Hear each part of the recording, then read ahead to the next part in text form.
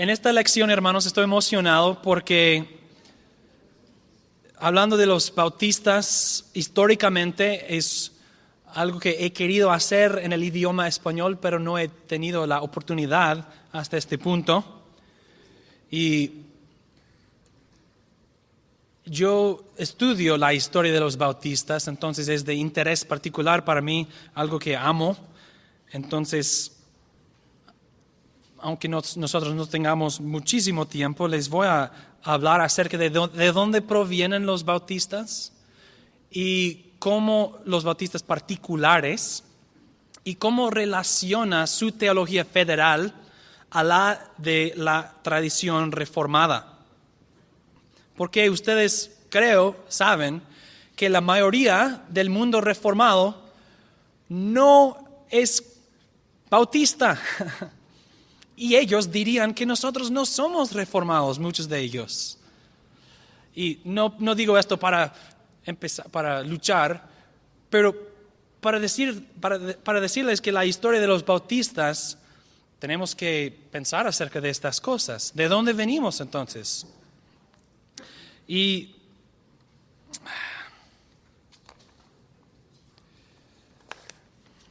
estoy haciendo una decisión. Y voy a hablar brevemente acerca de los primeros dos puntos. Entonces, vamos a empezar con la teología y luego la historia. Quiero ofrecerles un modelo general de la unidad de la tradición reformada y de la diversidad de la tradición reformada para entonces relacionar los bautistas a ella. Número 1, entonces, la unidad de la teología federal de la tradición reformada. ¿De dónde proviene la teología pactual de la tradición reformada? Proviene, número 1, de la ley y el evangelio. Al corazón de la reforma es una protesta contra Roma. Martín Lutero y los otros reformadores ardientemente lucharon contra la idea que en el Nuevo Testamento Dios nos ha dado una nueva ley más fácil. Dijeron, según las Escrituras, y esa ley nueva se llama el Evangelio, Martín Lutero y los otros dijeron, el Evangelio no es una ley nueva, es algo completamente opuesto a una ley. Entonces, ellos enseñaron una ley es obediencia, la fe en el Evangelio es descansando y recibiendo.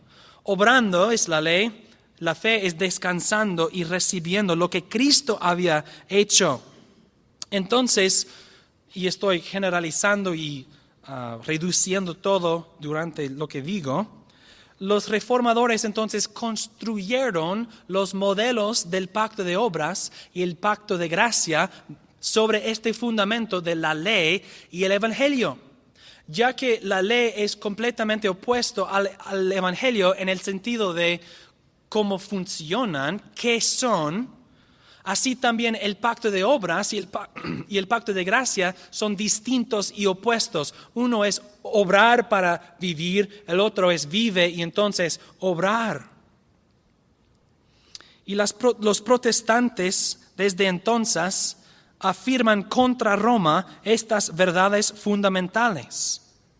El pacto de obras y el pacto de gracia provienen de la ley y el evangelio. Y los nombres más tempranos o más viejos, más antiguos, antes que los términos, el pacto de obras y el pacto de gracia, fue el pacto legal y el pacto evangélico.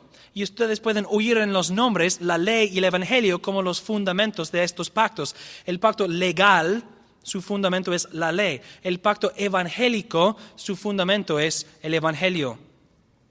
Por eso, el pacto de obras y el pacto de gracia y la ley y el evangelio bajo ellos o debajo de ellos forman la unidad de la tradición reformada en su teología federal.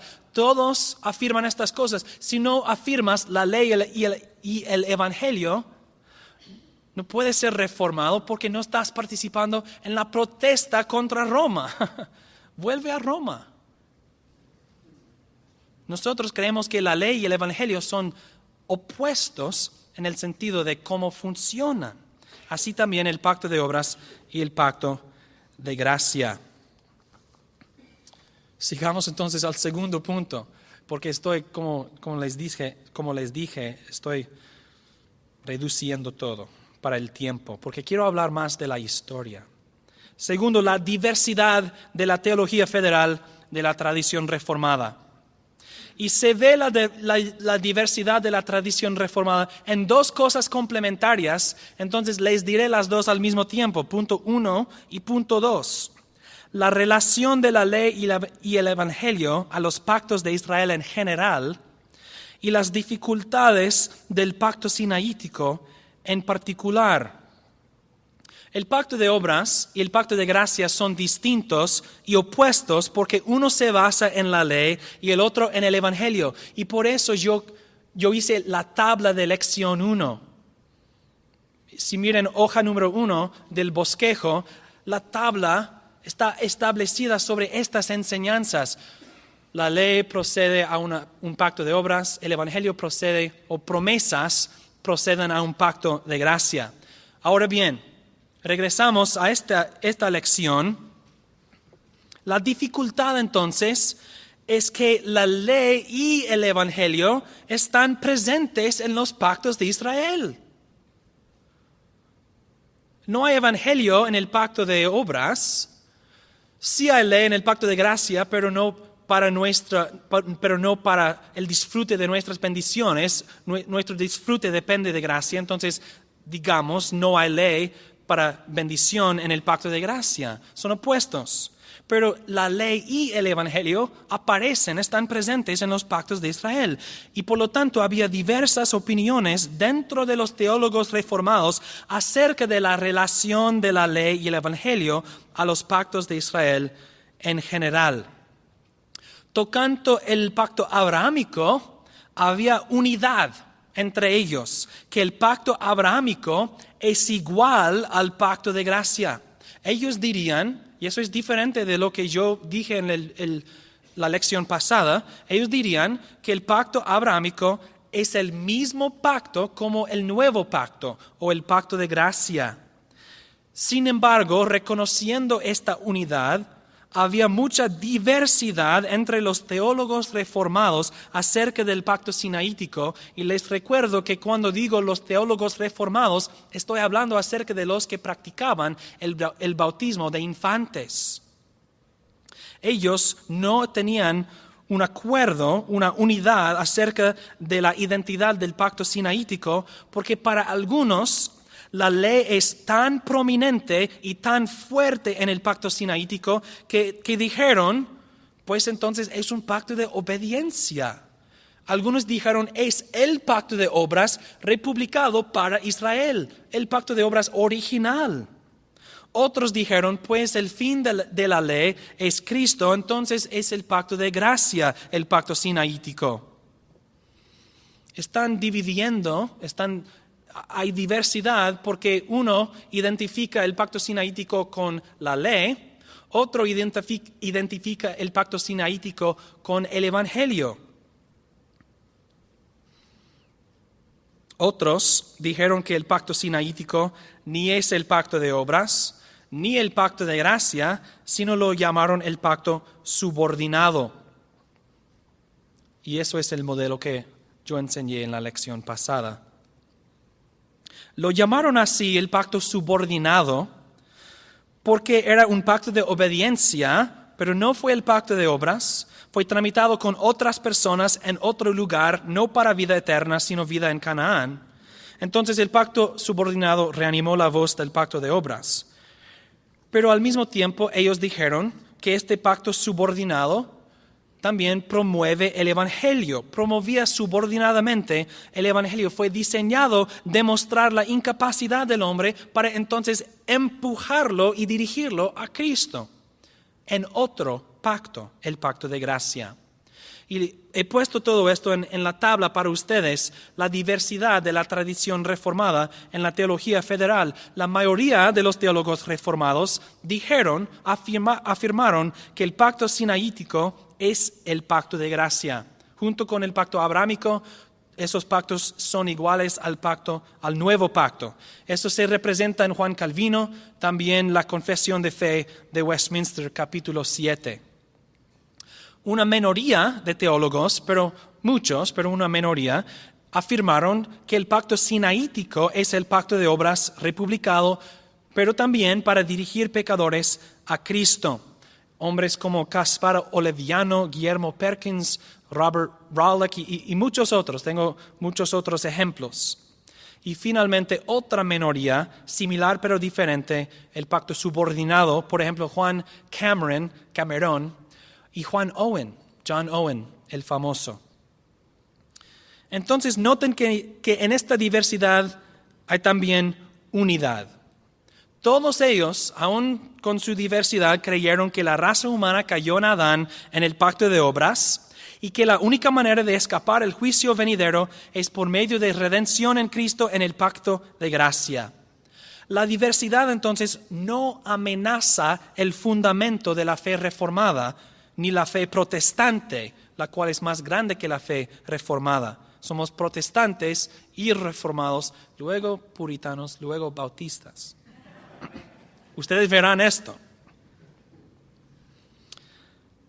Hay consecuencias sistemáticas en esta diversidad, que no tenemos tiempo para estas cosas, pero hay unidad también.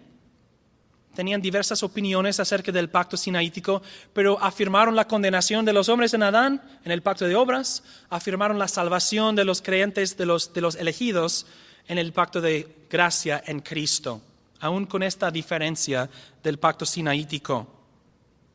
Esto nos prepara para los orígenes de los bautistas y entonces un modelo de su teología federal. Punto número 3. Los bautistas y la tradición reformada, empezando con sus orígenes históricos. Y hermanos y hermanas, esos son nuestros padres en la fe. Nosotros tenemos, por lo menos, no los conozco, pero por lo menos mi iglesia, nosotros tenemos una línea directa porque usamos la misma confesión de fe que ellos escribieron, sin cambios. Los orígenes históricos de los bautistas empiezan con la influencia de la Reforma teniendo impacto en Inglaterra cerca del inicio del siglo XVII. Bajo el rey Enrique VIII, la iglesia anglicana se había separado de la iglesia católica romana. Entonces ellos mismos, la iglesia de Inglaterra, la iglesia anglicana, ellos siendo separados empezaron a formar su propia doctrina. Bajo Roma, el Papa y los cardinales, el magisterio, establece y determina toda la doctrina de la iglesia y todos los cristianos les deben la obediencia de la fe.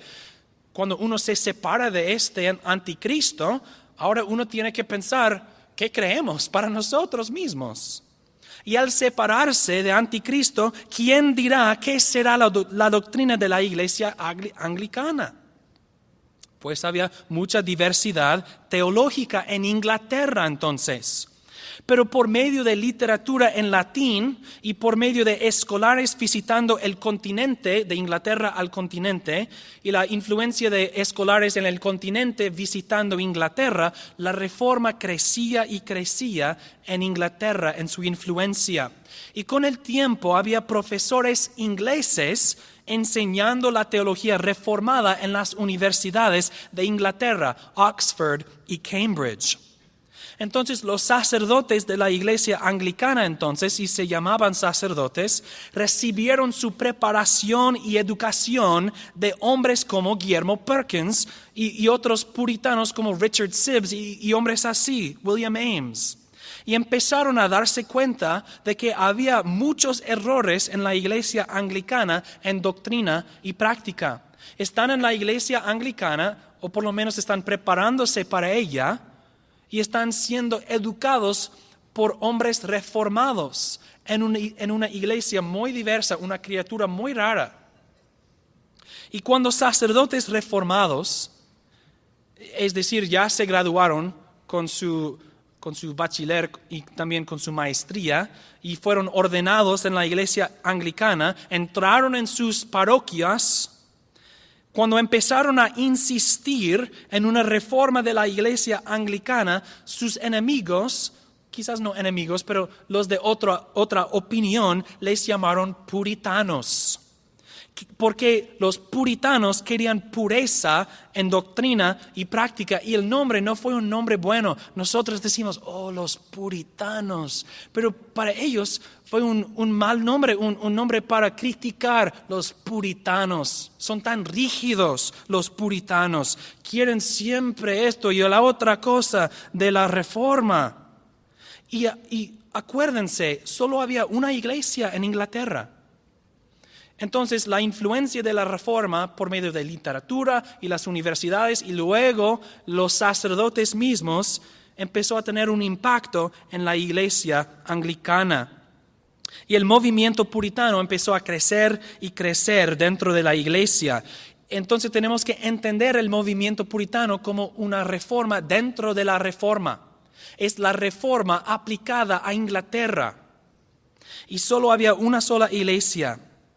Y algunos de los sacerdotes querían reformar la iglesia. Tristemente, el rey y los obispos no estaban de acuerdo, y los puritanos entonces se dieron cuenta de que no iban a tener éxito, porque no tenían poder. El rey y los obispos tenían el poder. Había dos opciones entonces. La primera opción fue intentar localmente reformar la iglesia, pues el obispo y el rey y todas esas personas no están de acuerdo, pero lo voy a hacer en mi parroquia. Esa fue una opción. Y ellos tuvieron que esperar que el obispo de su región sería benigno. Muchos sacerdotes intentaron reformar sus parroquias y dependiendo del obispo tuvieron éxito pequeño en su parroquia o fueron expulsados de la iglesia y perdieron su sustento. La otra opción, había ciertos sacerdotes que concluyeron que la iglesia anglicana fue tan corrompida y enseñaba tantos errores heréticos que no fue una iglesia verdadera. Entonces, para ellos, tomaron la segunda opción, separación. Y los separatistas entonces empezaron a formar sus propias iglesias dentro de Inglaterra donde había una sola iglesia. Eso era seria, es grande. Cuando hay una sola iglesia y tú empiezas a instituir otras mientras la única iglesia tiene el poder y la autoridad del gobierno. Separatistas entonces. Dentro de los separatistas había iglesias que llegaron a creer que cada iglesia tenía el derecho de gobernarse a sí mismo. Un cambio grande, un cambio desde el modelo anglicano, un cambio grande desde el presbiterianismo.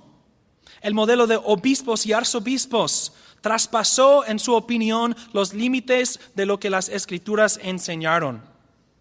Y es necesario acordarnos de que todo este tiempo los sacerdotes, que ahora eran pastores, están despertándose a errores en su propia doctrina, doctrinas que nunca habían cuestionado.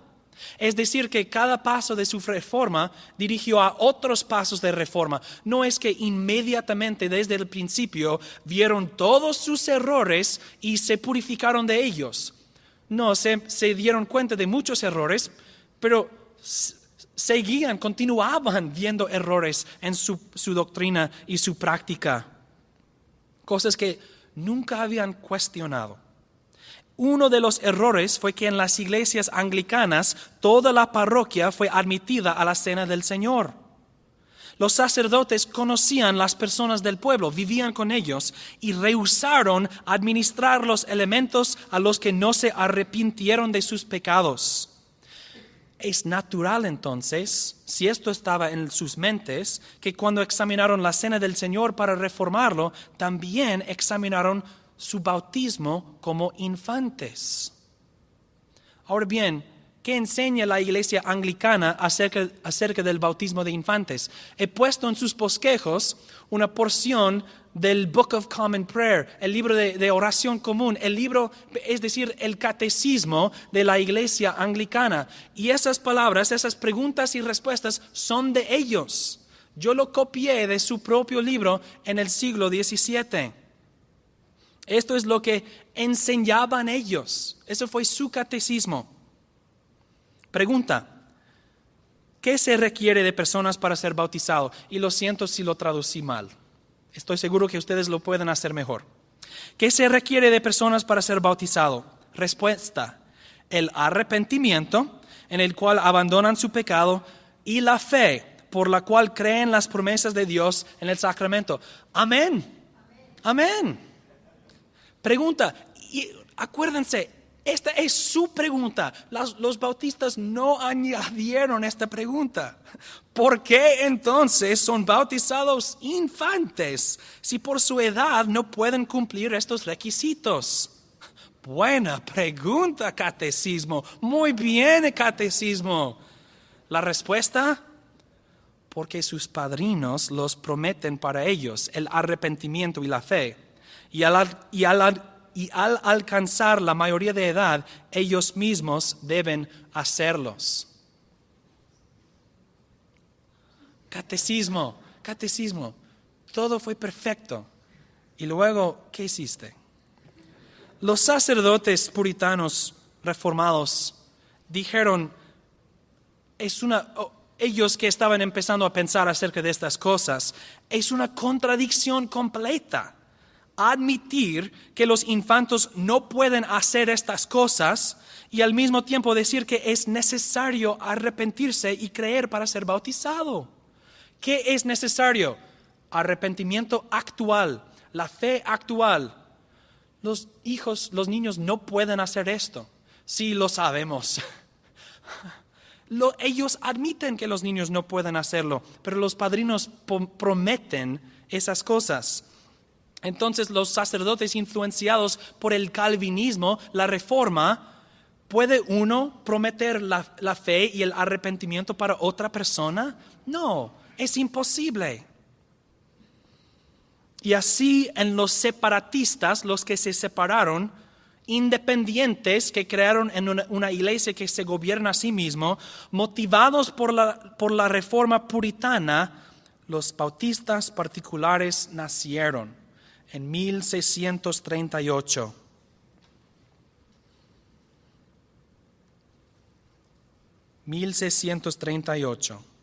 La formación de la primera iglesia bautista particular. ¿Por qué se llamaban bautistas particulares? Este nombre no se usaba en ellos. Fue un nombre que otras personas usaban para distinguir entre los bautistas arminianos y los bautistas calvinistas. Los bautistas calvinistas creyeron que Dios había elegido un pueblo particular. Entonces eran bautistas particulares. Los bautistas arminianos se llamaban bautistas generales porque creyeron que Dios que Cristo murió por un pueblo general, por el mundo. Entonces, de esto proviene el nombre. Ellos solían llamarse a sí mismos las iglesias bautizadas, nada más. Pero el nombre bautista particular es el nombre histórico que todos usan para marcar nuestros padres en la fe.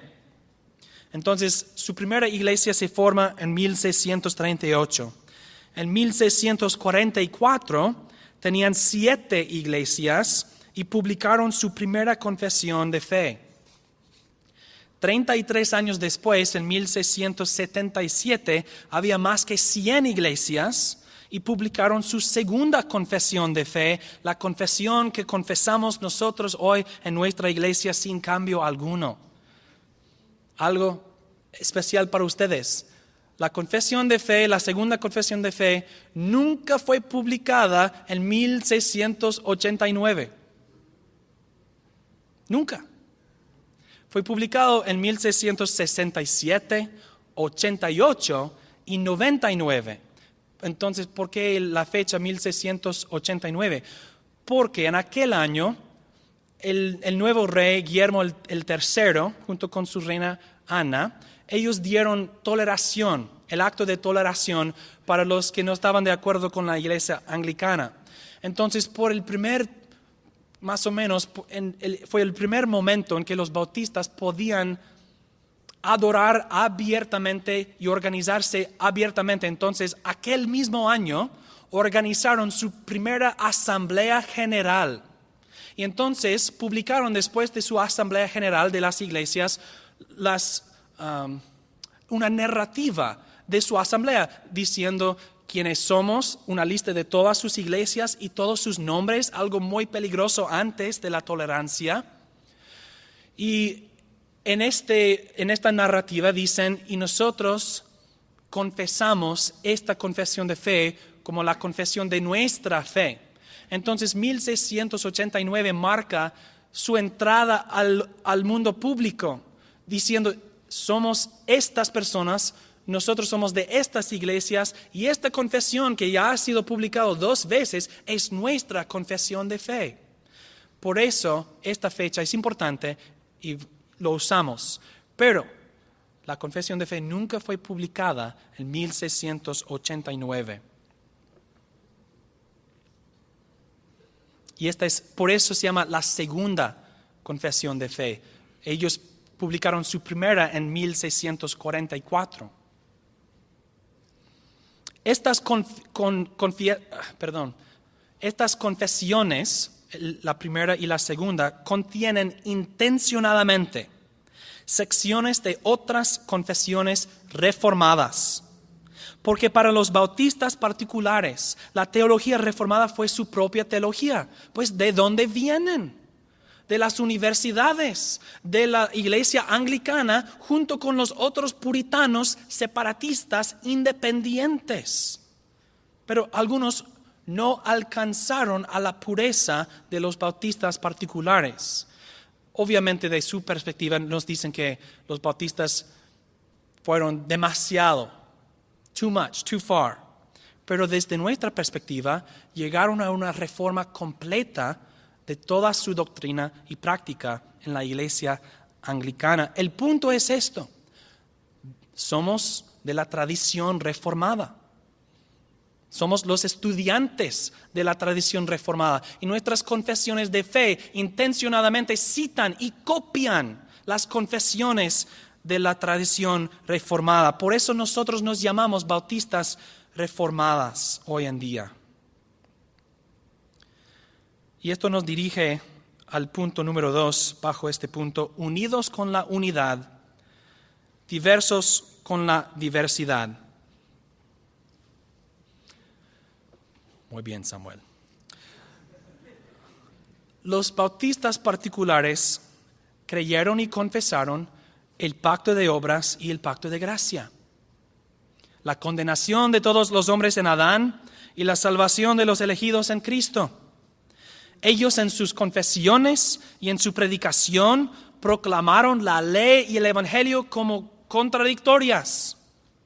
No obedezcan para vida, creyan para vida. Entonces los bautistas particulares están unidos con la unidad de la teología federal de la tradición reformada. Y la teología federal de los bautistas particulares proviene de la diversidad ya existente dentro de la tradición reformada. Ya les dije que la diversidad de la teología federal de la tradición reformada se encuentra en cómo relacionar la ley y el evangelio a los pactos que Dios hizo con Israel. Y hemos visto que para algunos teólogos como Juan Cameron y Juan Owen, el nuevo pacto era distinto del antiguo pacto. Cameron y Owen creyeron esto porque en el libro de Hebreos el contraste entre los dos pactos es demasiado fuerte para reducir la distinción a diferencias externas. Juan Owen dijo: si hay un pacto superior del cual Jesús es el mediador, entonces hay un pacto inferior del cual Jesús no era el mediador. Eso fue su argumento, diciendo el pacto sinaítico, el antiguo pacto, no es el nuevo pacto, el pacto de gracia. Y si los sacrificios israelitas no podían perdonar pecados y si eran una sombra de bendiciones futuras, el Evangelio fue revelado y proclamado por medio del pacto sinaítico, pero fue distinto de ello. Lo que estamos describiendo, aunque sin la palabra misma, es la tipología. Y me gustaría hacer una lección acerca de esta. Pero el punto es, estoy usando los argumentos de los que bautizan a los infantes ahora mismo. Lo que los bautistas particulares hicieron entonces, que les distinguía de Juan Owen y Juan Cameron, es que ellos aplicaron los mismos principios y métodos al pacto abrahámico. Y dijeron que aunque el pacto abrahámico promueve el progreso de la revelación del Evangelio, es distinto del pacto de gracia, así como el pacto sinaítico. Dios le prometió a Abraham en aquel pacto que sus descendientes heredarían la tierra de Canaán y serían la madre del Mesías. Pero aunque les prometió una relación al Mesías según la carne, no les prometió una relación al Mesías según el Espíritu por este pacto. ¿Suena? ¿Han oído esto? Quizás la lección pasada. Sí. Entonces tomaron las herramientas de Juan Owen y Juan Cameron y las usaron para interpretar el pacto abrahámico también. Abraham y los otros creyentes del Antiguo Testamento vieron a Cristo por medio de mirando más allá de los tipos a las realidades presagiadas. Entonces los bautistas particulares dijeron que aunque el pacto de gracia fue revelado a Abraham y a los otros israelitas por medio de los pactos, el pacto abrahámico es el pacto de circuncisión, el nombre usado por Esteban en Hechos. Y que el pacto sinaítico expandió la misma relación con el mismo pueblo en la misma tierra. Y si el pacto abrahámico es distinto del pacto de gracia, aunque relacionado por tipología, el fundamento del bautismo de infantes se desvanece. Había muchos libros escritos durante el siglo XVII entre los bautistas particulares y sus oponentes. Y el campo de combates casi siempre fue el pacto abrahámico. Esto es el campo de combate. Los presbiterianos afirmaron que el pacto abrahámico es igual al pacto de gracia. Hasta Owen y Cameron, ellos también. Y que el bautismo reemplaza la circuncisión. Afirmaron que el pacto de gracia fue hecho con creyentes y sus hijos en Génesis 17, y es así también en la nueva administración, la nueva etapa del pacto de gracia, aunque con otro signo externo, el bautismo. Los bautistas particulares dijeron, esto no es suficientemente preciso. Abraham tiene una doble paternidad. Como padre natural, Dios hizo el pacto de circuncisión para él y sus descendientes naturales. Y Dios le hizo a Abraham el padre de creyentes como el modelo y el paradigma de la fe. Abraham creyó a Dios y Dios lo justificó aparte de las obras. Entonces los que hacen las obras de Abraham, es decir, los que creen en Jesucristo, son los hijos verdaderos de Abraham. Como dice Pablo en Gálatas 3, como Jesús dijo a los fariseos, no me digan que Abraham es tu padre. Si eran de Abraham, harían las obras de Abraham. ¿Cuáles son? La fe. Y los bautistas particulares entonces alinearon la doble paternidad con dos pactos diferentes. El pacto de circuncisión para los hijos de Abraham según la carne y el pacto de gracia para los hijos de Abraham según su fe, un pueblo internacional y transnacional. Es decir, todos los creyentes en todas edades. Entonces, es posible ser miembro del pacto de circuncisión y el pacto de gracia al mismo tiempo si crees en Cristo por medio de la tipología. Y el hecho que los presbiterianos no distinguieron estos pactos, así preservó en la iglesia de Cristo el modelo de Israel nacional y mezcló un pueblo según la carne con un pueblo según el Espíritu, aunque el Nuevo Testamento afirma que la iglesia es el pueblo nacido de arriba, el pueblo del cielo, el pueblo de Cristo.